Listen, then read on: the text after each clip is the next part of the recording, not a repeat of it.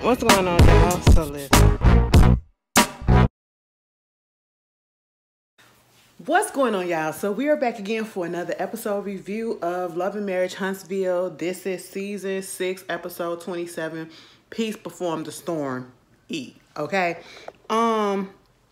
We get into the episode, and listen. At this point, I really do not care about Kimmy and Maurice staying together. Okay, like, they get their business together, trying to, make sure it's all together. Girl, who cares? Okay, let's just be real. We don't care. They've been trying to get this building open and renovated and using his brother to do it, and it's just backed up. And she up here talking about how, she wanted him to help, and that's why she got married to him and all this stuff. And, going to the Yoni place with vaginal steaming and all this stuff with Tisha, and then telling him about the whole fact that Tisha went and took a pregnancy test. When it comes to this pregnancy test situation, I honestly wish Tisha didn't even say anything about it and didn't tell Kimmy about it, especially because I don't see the big hoopla, and maybe because I'm not married or whatever, but at the same time,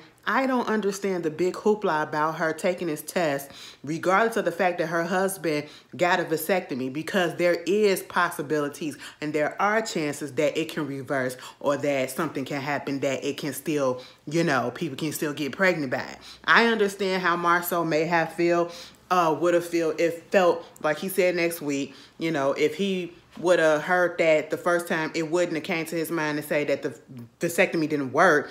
It'd be get a blood test. Understandable. But at the same time, the way that they hyping this up and they prolonging it and, dragging this out. Oh, she need to tell him this. She need to tell him. Oh my God, I don't know why she ain't telling him. You gonna tell him? Technically speaking, Tisha didn't even have to tell him nothing. She got a test because she was feeling funny and it came out negative, and so what? And if she was out here doing some mess or whatever, do you really think that she would have told you, Kimmy of all people, and then did it on camera? Girl, come on. Kimmy ain't got nothing else to talk about. I'm tired of them talking about their sex life or lack thereof, and Maurice just being so nonchalant about it. I really cannot stand a person when, people so stuck in their old school ways and don't like to have the assistance of other methods or whatever to help. You up here complaining about the fact that you guys are not as active as y'all once were, and that you wanted more, and she's telling you that her libido has slowed down due to her cancer treatments, and so she's going out here, doing the yoni steam and the vaginal steam and doing all this other stuff to try to help it, and you gonna tell her, I don't think none of that stuff help. I'm just saying whatever you need, God already gave it to you. So now you don't want her to do anything to help try to get it back. Now I just said, you know what? I can't with them, okay? I just really can't. Kimmy is bored. Kimmy is bored to me at this point. I don't get it. She sat down, Kimmy, she invited Kimmy and Tisha to go have pedicures and all that stuff. So that they can clear the air on certain things or whatever, and it really irked me. This whole scene irked me because I just don't understand. Like, do adults really sit around who's supposed to be friends or semi-friends? Do they really sit around and harp on little stuff and make issues where there aren't any in real life? And I just really don't feel like they do that. Unless, I just know me and my people don't. Me and my people don't. Like, she sat there and she got in her feelings a little bit, which I get, because you would have thought that you're closer to a person, and you would have probably thought that you would have been invited to Mel's name changing ceremony, and I get that aspect of it, especially like Tisha said, she threw her this party for her cancer being done with, or, being in remission and all that stuff. And I would have, thought that I would have been close enough since you did that to bring me to my to the naming ceremony. But then we can say that Mel is full of it, and at least out of one of the people in the group, I understand you could have probably invited Kimmy. But at the same time, when Mel said what she said, Kimmy had valid reasons to feel away, and Mel had valid reasons to not invite, because at the end of the day, Mel just didn't want all the mess. She wanted people that was going to 100% support her and not bring up no mess. And she, like she said, if she would have invited Kimmy would have had to come with Maurice. And then that means if she would have invited Tisha would have came with Marceau. Maurice is all up Martell's butt. And so therefore, they already know it's going to be some mess. Because they, going to give it right back to him and all this stuff. And she didn't want that. Already happened and already seen little inklings of it when Nell messed around and told Martell what was going on and how that's messing things up or whatever. She didn't want the drama to be happening over there. And then Kimmy like, well, regardless of what's going on, we always support each other. We always come together and we support and whatever. Yeah, but at the same time, when Martell and Mel was going through the stuff that they was going through, where there's instances where she didn't want to be around him. Y'all would deliberately put her in situations where she would have to be around him. And y'all so wishy-washy with it. Okay? You so wishy-washy with it that she don't trust you. And I understand it when it comes to Martell. All right? And if she wants to alleviate some of all of that and just to have a calm thing, that's fine. I'm not finna get upset that somebody didn't invite me to a stupid name changing ceremony. And then you're going to go in and say, well, how do you think that, stereotypically when you hear black people, when the kids have different names than the parents or than the mother and all this stuff. And it's like, you don't know how that feels. I said, what? What are you talking about, Kimmy? She making it seem like it's such a big deal and a big issue. And I just don't understand. It's not a big issue. They still got their daddy's last name. The kids know who they are. The kids know what's going on. Mel, like y'all reaching and reaching and reaching just because this woman do not want to have any connection herself, as less connection to this man as possible. And if this is what she wants to do, there is absolutely nothing wrong with it. There's nothing wrong with it. I'm trust and believe them kids are not confused. The kids know what's going on because that's basically what it was trying to sound like Kimmy was trying to say. And it wasn't coming from I'm trying to understand. It's like, I don't get why you doing this. Like, why would you want to change your names? Like, don't you want the whole family to have the same name and all this stuff? That's where it was coming from. And that's what it was sounding like in my ears. And I'm so glad that Mel did say, well, technically, you and Jalen don't have the same name now. He's not a Scott. You are. So, like, what's the difference? Okay? And I'm just sitting here like, why are we making such a big issue about this? You know that lady history. Why is such a big issue? You know, and this is exactly why you didn't get invited. This is part of the reason why you didn't get invited. Okay? Because you're being willfully dumb about this situation. And I just don't understand it. I don't. And then Tisha, they get onto the whole situation about, whether or not she has some issues with Mel, especially after the meeting at the Black Expo, and how she was just not trying to heal Mel and, feeling the energy. And she was like, girl, it ain't had nothing to do with you. I just didn't want to talk about certain things. And, she was just feeling over it and all that stuff. And she just wasn't feeling it for anybody. So that was that. Do I truly believe it? Partly. But at this point in time, they ain't got no issues amongst each other, Mel and Tisha. And I wanted to stay that way.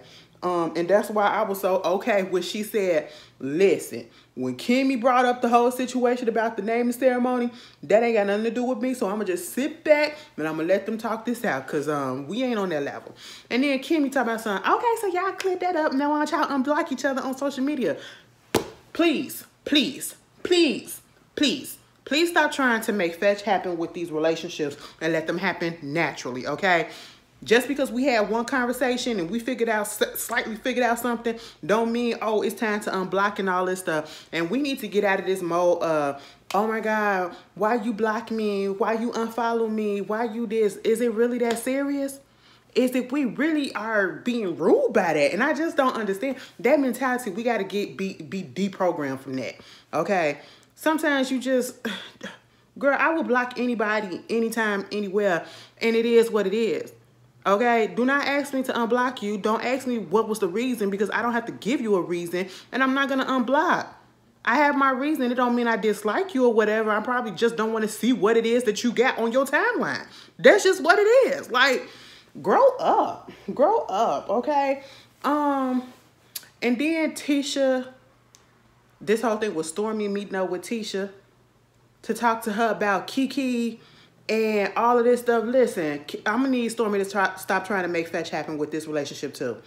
I need them to stop trying to make or get people. I understand that y'all doing it for a scene, but when it comes to certain situations like family issues that's been going on for years, I'm going to need y'all to stop trying to make it work between these people. Letitia and Kiki are on the out for the moment. And this is something you cannot fix. You cannot have them say, oh, why don't y'all talk it out and all this stuff. It's not going to be fixed just because you want it to be fixed, because you had a little bit of semi-success for what you think, which you really didn't, because Tiffany was just doing that for the camera. She still don't like Kiki, okay? And because she know that she's not coming back on the show. That's just what it was. You think you had a little bit of success for that, but this is a different situation. This is a familial situation that has been going on, and it's been so much hurt for so many years. And it is not going to get fixed by you putting them together and asking them to talk, whatever. It's just not going to do that. I understand the motive behind it, because you don't want nobody to be, you know, fighting with each other and disagreeing with each other and on the outs with each other, especially family. You got the stuff that's going on in your own home or whatever. But what you need to do is focus on trying to get your families together instead of trying to get Tisha and Kiki together. Since you keep saying your mama and her sister ain't kicking it right now, work on that instead of trying to work on them. Okay, because that hurt, that's a deep hurt that ain't gonna get fixed anytime soon. And it got made worse when Kiki came onto this show. You know what I'm saying? So that's not gonna get fixed. Leave that alone. All right. And if Tisha don't want to talk to her, Tisha don't have to talk to her. Kiki don't want nothing to do with her, Kiki don't have to. And they'll be just fine. They'll be just fine. Okay. You know, the whole situation about, oh, gee, what else did they talk about? The plagiarism, her website. Now, let me tell you this. When that first came up, I said Tisha probably did not even know nothing about it to the point where she didn't proofread it. Like the web designer people probably put that up there, because I just don't feel like I mean, I know she went to school, but I just don't feel like business-wise, to a certain sense, she's not smart enough to even do some certain things, okay? And this moment just showed me that, because you are running a business. You are launching a business, a product for your kids in the name of your kids, right? You get people to work for you, to do things for you, whatever, and you're paying for the services, right? So therefore, that does not mean that you just hand over the money, let them do the stuff, hand over the money, and then you go off about your day. No, you look over the work that they do. That's what you do. If you have an assistant or whatever who's supposed to do that, you're supposed to also look over their work as well, because that's how people get sued, okay?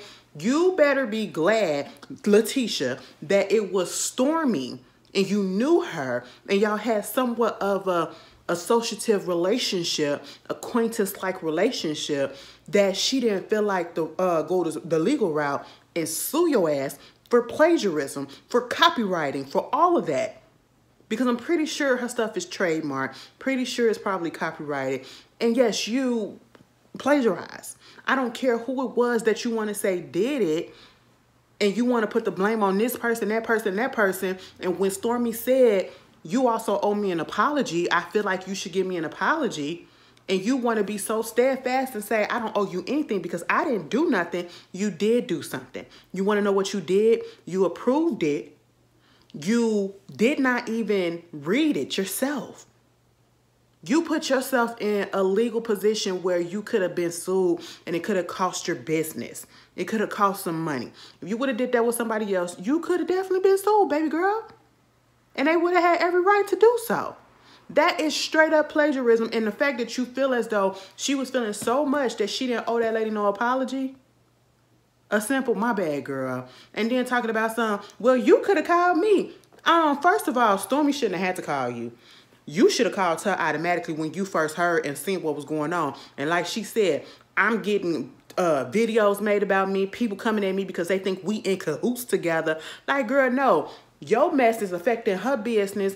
Girl, come on. Come on. Like, yes, you do owe her an apology. And I don't owe her. Girl, I just hate that condescending ass attitude. You know, you eventually give her somewhat of an apology, but no. You should have been gave her an apology and said, I apologize for this. It was a misstep. It's a lesson learned. You know, we knew it launching these businesses and stuff like that. And my whole thing is, was the web designer, I'm confused and I forget.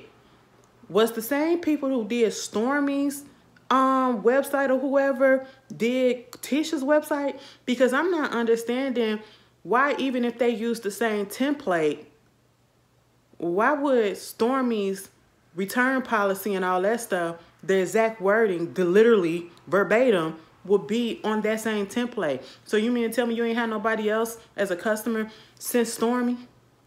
That don't make sense to me. That don't make sense to me. I'm trying to make it make sense, but it's not making sense to me. So everybody owes Stormi a freaking apology. And if Stormi wants to sue, she could, okay? Everybody involved. Meanwhile, you know, they meeting up, talking about the whole situation of meeting up and having a double date or whatever after that whole situation that happened between Stormi and Marceau and calling him a bitch and all of that stuff. Woo, woo, woo. They get to the meetup and, you know, she trying to tell Tisha, listen, my husband, you know, he don't go for stuff like that. And it was like, he's a jokester. Everybody don't do jokes, okay? That's just what it is. Now, I know some people may feel like Stormi shouldn't have called Marceau a bitch. I understand that. I understand that. But in my opinion, she called it out what we've been saying, you know? And I get it. I get it for those that be like, I mean, that's still wrong and all this stuff. And so they go up and they had this so-called double date or whatever. They're playing pool. And y'all already confirmed that y'all was going to come. But then you come an hour and a half or so late. I would have left. That would have been just it for me, because that shows that you have no respect for my time. You don't want to try to put this thing on track or whatever. You don't want to try to fix anything. You're not taking it serious enough for you to even show up on time.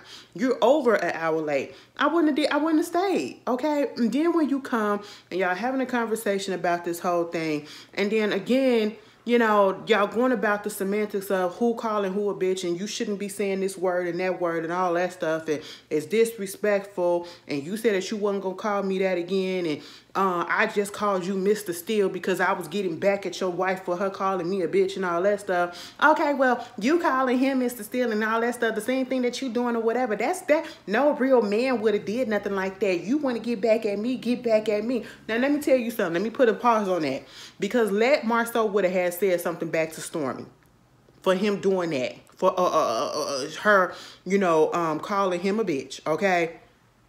She would have ran to Courtney, and then he would have got involved, okay? So at this point, I'm a little like in the middle, and I'm leaning more so to his side a little bit as the reason why he came at Courtney, because we seen what happened when the whole situation went down at the Black Expo about the $100.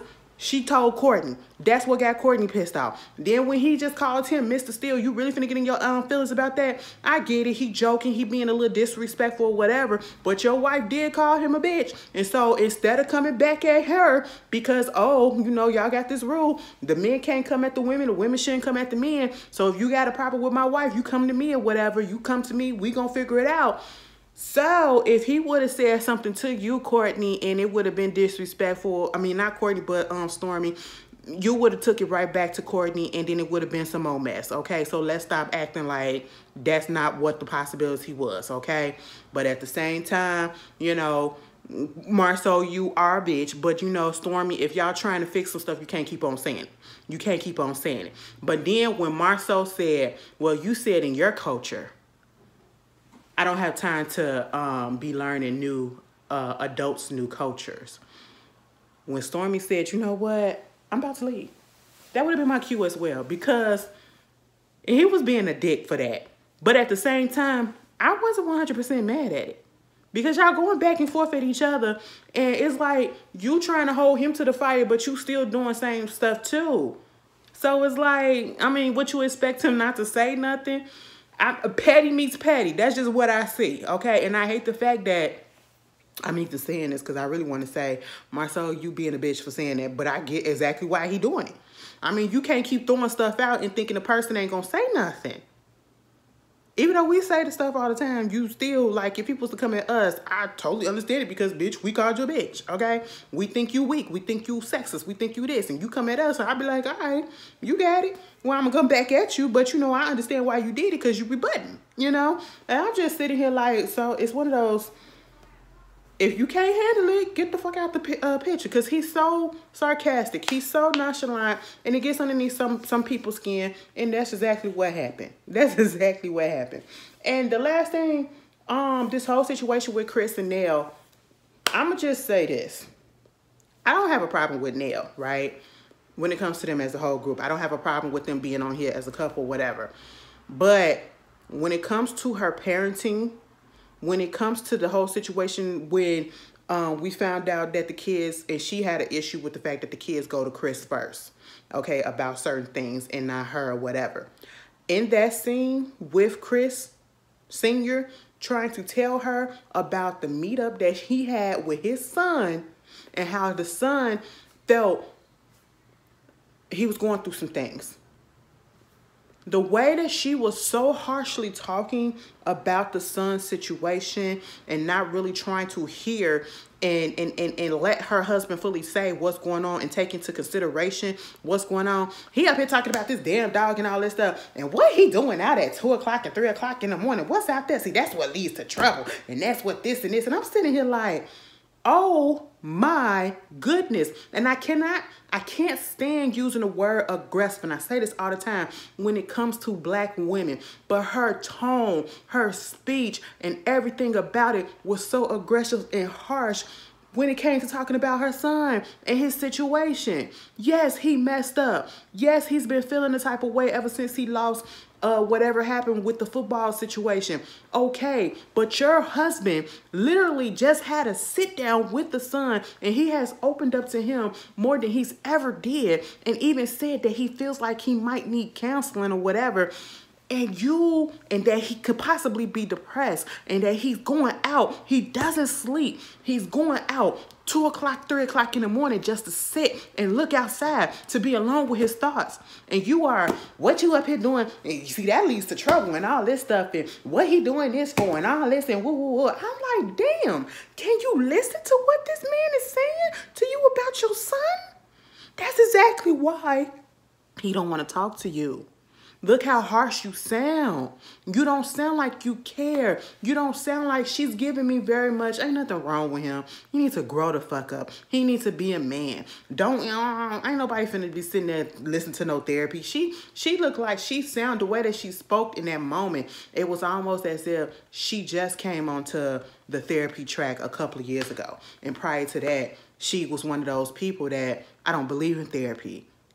Okay, you just pick yourself up by your bootstraps and you keep on going. That type of person, okay? And I'm just sitting here like, do you not hear yourself? Your husband is telling you what he saw. And then when it came to the point where she was like, okay, well, if he want to do the therapy or the counseling or whatever, you know, maybe he needs to do that by himself because I don't want to be up in there. And then he telling me, hollering at me and coming at me. I said, what? She irked me in that moment. That made me so mad. I hope she look at this, and I hope they bring this up at the reunion, because that was not a good look, Nell. And you wonder why the kids do not want to talk to you. And once again, that make me believe the way that she speaks to them, what Alexis was talking about and her feelings that they was trying to invalidate, is some truth to what was going on in that moment. But anyway, y'all tell me how y'all felt about the episode. And I will see you guys later. Listen, I got 2 more videos. Oh my God, I'm just catching up on videos and videos and videos. I still got Bell Collective, and I am doing Raising Canaan. So look forward to those. They'll either be here tonight or tomorrow, okay, which is Sunday. And then we got Real Housewives and then Married to Medicine. All right, I'll see y'all later, y'all. Enjoy the rest of y'all weekend. Peace.